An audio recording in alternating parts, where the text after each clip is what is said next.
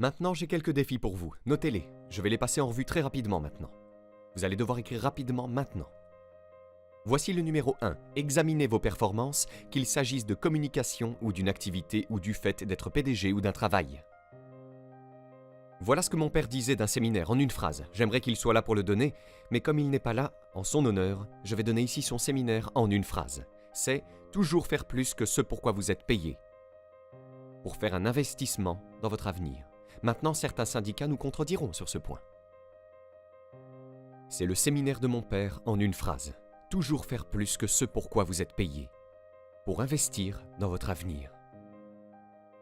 Mon père était si unique. Papa disait que s'il pleut, on ne peut pas réparer le toit. S'il ne pleut pas, il n'y a pas besoin de le réparer. C'était un grand homme. Waouh, ce monsieur. Alors, examinez vos performances. Votre langage avec vos enfants. Passez en revue tout cela et dites-vous, ai-je été trop dur et trop fort, trop têtu ? Devrais-je apprendre à être plus facile, à mélanger plus de compassion avec les choses difficiles que je dois gérer ? Oui. Vous savez, la prière peut parfois aider. À défaut d'autre chose, tu sais, cher Dieu, aide-moi à dire la bonne chose et à ne pas tout gâcher par une mauvaise communication. Voici le prochain point de ma liste. Affrontez vos peurs. Vous savez, je ne sais pas quel défi vous pourriez rencontrer en revoyant les choses que nous avons abordées en termes de modification de votre philosophie, ou en revenant en arrière, et vous savez, en refaisant certaines choses que vous pourriez avoir gâchées. Mais fais face à toutes tes peurs, c'est comme ça que tu les vains. Ne les rejette pas, fais-leur face. Dites, voici ce dont j'ai peur, je me demande ce que je pourrais faire pour changer ça. Voici la prochaine étape, exercez votre volonté. Pour changer de direction. Vous n'êtes pas obligé de continuer à faire ce que vous avez fait pendant les 6 dernières années si cela ne vous apporte pas les bénéfices que vous souhaitez. Au séminaire, je le fais pour Jerry. Mon mentor m'a aidé à faire le bilan des 6 dernières années pour ne pas répéter ses erreurs dans les 6 prochaines. Vous voyez, si vous êtes une noix, vous n'avez pas le choix de faire les 6 prochaines années comme vous avez fait les 6 dernières. Mais si vous n'êtes pas une noix, voici ce que vous pouvez faire. Choisissez une nouvelle destination et commencez à aller dans cette direction. Vous vous dites, j'ai fait ça ces 2 dernières années, je vais probablement devoir le faire encore 2 ans. La réponse est non, pas avant 1 million d'années. Maintenant, vous pouvez changer un petit degré à la fois, ou si vous le voulez, vous pouvez tout révolutionner. Qui a dit que vous ne pouvez pas tout révolutionner en une semaine et commencer une toute nouvelle direction qui vous aidera très certainement à arriver dans un tout nouvel endroit, dans 1 an, dans 3 ans? Non, on ne peut pas dire dans 5 ans à quel endroit vous pourriez arriver. Utilisez votre volonté pour lancer le processus. Juste la volonté de changer un peu ou de changer beaucoup. Tout le monde peut changer. Vous n'avez pas besoin de répéter l'année dernière. Nettoyez les erreurs. Investissez maintenant dans l'année suivante et regardez la différence. Voici le prochain, c'est important, et les parents doivent le faire. Nous demandons à nos enfants de le faire, mais nous devons le faire. Admettez vos erreurs. Parfois, il faut les admettre aux autres. Voici quelques-uns des meilleurs mots de la langue anglaise. Je suis désolé, I'm sorry. La raison pour laquelle ce sont de bons mots, c'est que ça peut démarrer une toute nouvelle relation. Ça peut faire prendre à 2 personnes une toute nouvelle direction. Je suis désolé. Simple, facile, pas facile. Mais si vous le faites, le retournement de situation peut être spectaculaire et les premières années peuvent être très payantes. Et voici le plus important, admettez vos erreurs à vous-même. Vous n'avez pas besoin d'en parler à tout le monde dans le voisinage. Mais ça ne fait pas de mal de s'asseoir et d'avoir une conversation avec soi-même et de dire « Inutile de me faire des illusions. Voilà où j'en suis vraiment. J'ai des sous dans ma poche et rien à la banque. » C'est ce que j'ai dit après que l'éclaireuse ait quitté ma porte. J'ai eu une conversation avec moi-même. Et j'ai dit que je ne voulais plus que ça arrive. Suivant. Affinez vos objectifs. Je ne sais pas quelles ambitions vous avez eues jusqu'à présent, mais ce week-end serait un bon moment pour commencer le processus. Nous allons parler de notre atelier sur les objectifs avant la fin de notre session ce week-end. Peut-être que cela vous aidera à vous stimuler pour fixer des objectifs plus élevés, atteindre un but plus élevé, aller au-delà de ce que vous pensiez pouvoir faire. Mais d'ici la fin du week-end, vous pourriez doubler, tripler ou quadrupler le nombre d'objectifs, de buts et toutes les choses que vous pensez pouvoir accomplir. Vous pourriez les multiplier par 10 d'ici la fin de notre séance dimanche. Voici le suivant, croyez en vous. Oui, vous devez croire en Dieu. Et vous devez croire en la communauté. Et vous devez croire aux possibilités. Vous devez croire en l'économie. Vous devez croire que demain peut être meilleur qu'aujourd'hui. Mais voici le plus important, croyez en vous. Il n'y a pas de compétences que vous ne puissiez apprendre. Il n'y a pas de discipline que vous ne puissiez essayer. Il n'y a pas de cours que vous ne puissiez suivre. Il n'y a pas de livre que vous ne puissiez lire. S'il est écrit dans une autre langue, il suffit de le faire traduire et de le lire. Voici le suivant, demandez la sagesse. C'est la communication de la source la plus élevée. Demandez la sagesse.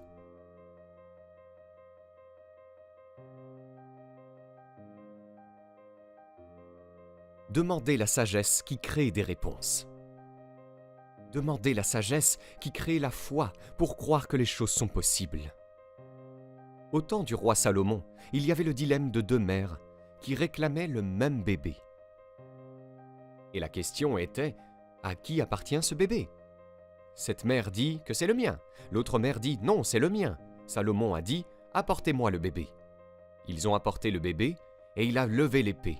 Il a dit que je vais couper ce bébé en deux et donner une moitié à cette mère et une moitié à cette mère. Et alors qu'il levait son épée, la vraie mère a dit en sanglotant, non, non, non, ne coupez pas le bébé en deux. Donnez-le à celle qui n'était pas la vraie mère. Salomon dit, maintenant, je sais qui est la vraie mère. Vous voyez, c'est si sage. Et le moment était si dramatique. Mais Salomon, le plus sage des sages, savait quoi faire pour régler l'affaire. Demandez la sagesse pour faire face aux défis d'aujourd'hui et de demain, pour faire face aux défis que votre famille vous apporte. Ne souhaitez pas que ce soit plus facile, mais que vous soyez meilleur. Voici le point suivant, conservez votre temps. Je dois apprendre à le faire. Combien de temps me reste-t-il ? Pas une réserve illimitée. Combien de ces week-ends puis-je faire ? Pas un millier. Juste quelques-uns, peut-être une poignée. Parfois on se fait avoir. Bill Bailey dit, la personne moyenne dit qu'il me reste 20 ans à vivre. Non, Bill dit, vous avez 20 fois plus de temps. Si vous allez pêcher une fois par an, vous n'avez plus que 20 fois pour aller pêcher, pas 20 ans. C'est de la supercherie. J'ai 20 ans. Non, 20 fois. Tu vois, ça ramène à la réalité. 20 fois. Combien d'autres séminaires comme celui-ci ? Pas un millier, quelques-uns, juste quelques-uns. Alors, est-ce que je marmonnerai et trébucherai ? Est-ce que je vous donnerai moins que le meilleur de moi-même alors qu'il ne me reste plus que quelques séminaires à donner ? La réponse est non, bien sûr que non. Si vous êtes une personne digne et de qualité, vous ne laisseriez pas cela se produire. Ensuite, investissez vos bénéfices. Nous allons en parler maintenant avant la fin du week-end, sur l'indépendance financière. Et je vais vous donner d'excellents conseils. Voici l'une des philosophies que M. Schoff m'a donnée, avec Mary Kay. Voici ce qu'il a dit. Les profits sont meilleurs que les salaires. Les salaires vous font vivre, les profits vous font faire fortune. Mary Kay et moi sommes allés jusqu'au bout. Waouh! Pourrions-nous commencer à faire des profits tout en gagnant notre vie ? La réponse est oui. Je suis devenu fou. En voici un autre point maintenant. Protégez votre famille. Les temps sont durs, même s'ils l'ont été pendant 6000 ans. À l'école, les temps sont durs.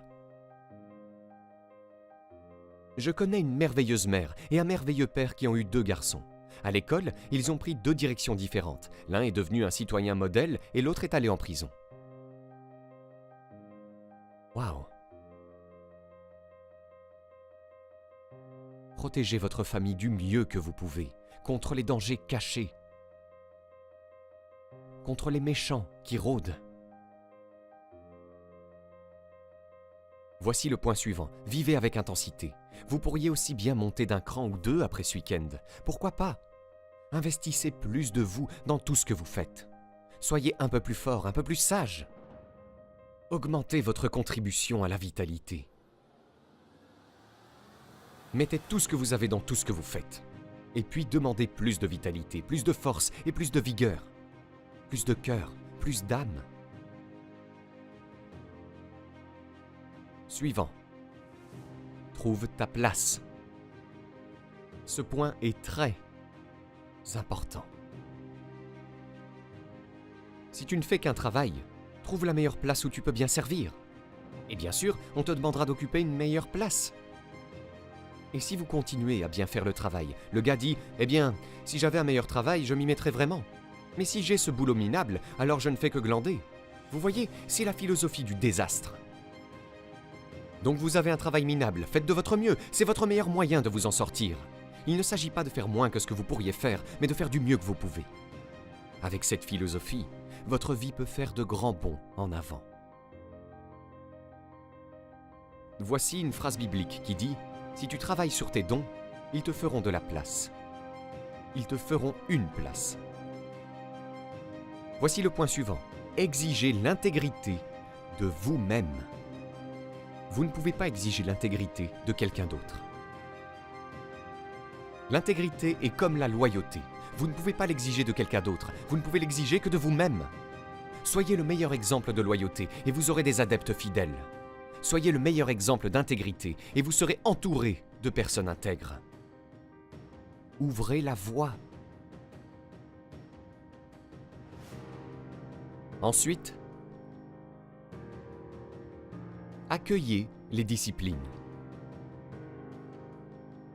Je ne peux pas vous donner de meilleurs conseils que celui-là, car les disciplines créent la réalité. Les disciplines construisent des ponts, construisent des villes. Les disciplines. Une activité bien disciplinée crée l'abondance, crée l'unicité et la productivité. Ensuite, se battre pour ce qui est juste. C'est un combat dans lequel nous sommes engagés. Et le conteur dit qu'il y a eu une grande guerre dans le ciel. Waouh! Tu veux dire là-bas? Oui. Un tiers des anges ont conspiré. J'ai demandé à Bill Bailey, combien de temps penses-tu qu'il a fallu à un tiers de ces anges pour se réunir? Ont-ils organisé des réunions? Je ne sais pas. Bailey dit que le conteur ne le dit pas. J'ai dit, alors nous sommes censés utiliser notre imagination. Je ne sais pas. Il dit que, finalement, la grande guerre a eu lieu. Et les 2 tiers l'ont emporté, et le 1 tiers a perdu. L'un des auteurs des dernières écritures de la Bible, voici ce qu'il a dit. « J'ai combattu le bon combat. » Vous voyez, c'est extraordinaire de pouvoir dire « Je me suis battu pour mes enfants, et je me suis battu pour ce qui était juste, et je me suis battu pour ma bonne santé, et je me suis battu pour protéger mon entreprise, et je me suis battu pour une bonne carrière qui bénirait ma famille. » J'ai combattu le bon combat. C'est bon de se battre. L'empiètement. Les opposés sont en conflit, et nous sommes au milieu. Et si tu veux quelque chose de valable, tu dois te battre pour ça. Puis cet écrivain a aussi dit « Non seulement j'ai combattu le bon combat, et je terminerai par ça. Et j'ai une liste beaucoup plus longue, mais peut-être que je pourrai la couvrir à un autre moment. Il a dit « J'ai combattu le bon combat, et j'ai gardé la foi. » Vous voyez, c'est ça le truc. Gardez la foi avec votre famille. Battez-vous comme des fous et gardez la foi. Combattez l'ennemi et gardez la foi. Combattez la maladie et gardez la foi. Combattez le mal et gardez la foi. À présent, vous pouvez obtenir gratuitement notre nouveau guide des 5 étapes pour fixer et atteindre votre objectif le plus ambitieux à 100% coup sûr en cliquant sur le premier lien dans la description sous cette vidéo. Et si vous avez aimé cette vidéo, cliquez sur le bouton j'aime et abonnez-vous à la chaîne maintenant pour ne rien rater.